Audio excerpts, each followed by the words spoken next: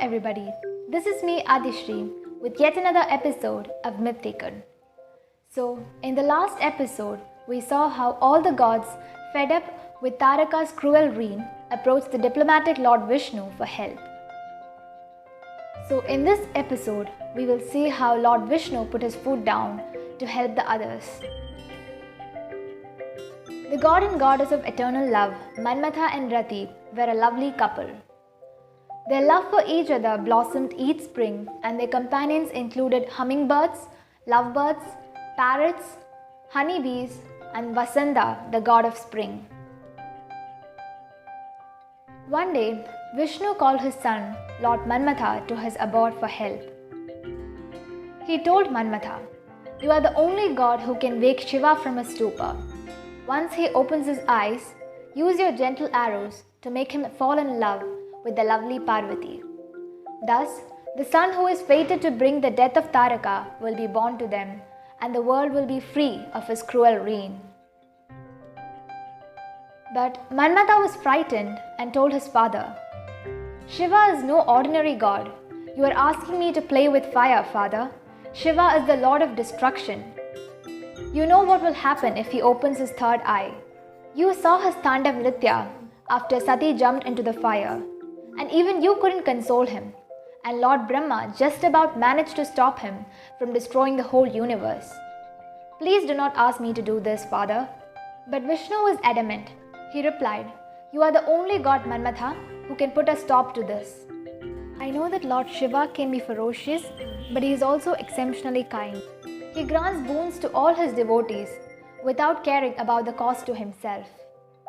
He did revive his father-in-law after killing him because he forgave him. So, even if something happens to you, I guarantee you that Shiva will be the first one to revive and help you." Manmatha and Rati were still hesitant. Vishnu then insisted that it was their duty. The whole world was suffering, and they were the only ones who could stop this. At last, Manmatha and Rati understood that they had no choice in the matter. So, they went to Mount Kailash, where Parvati was faithfully serving Lord Shiva, who was quite unaware of her presence. Manmatha and Rati got to work. They called upon all their companions and the god of spring, Vasanta.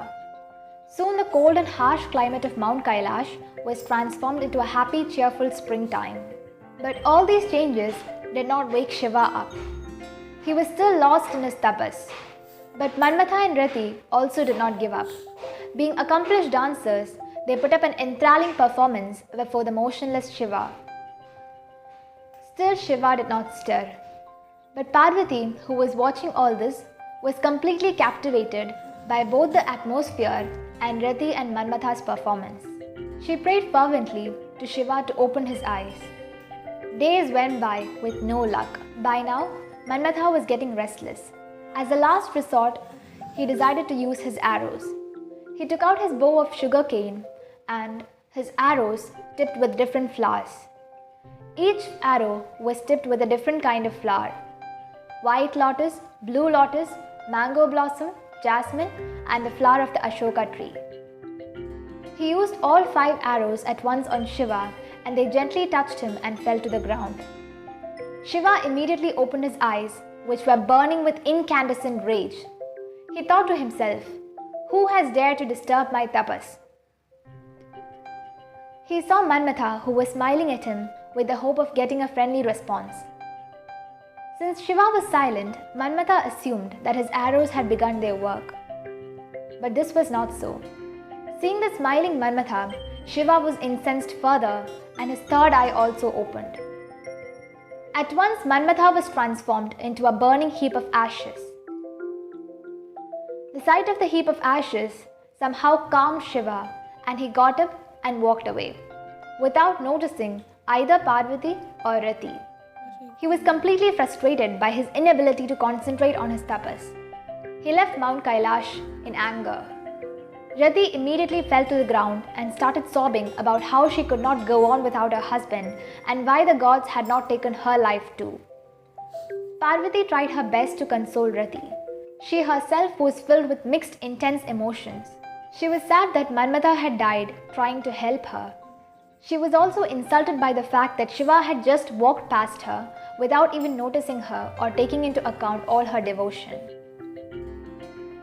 She said to herself, "I will not chase Shiva anymore.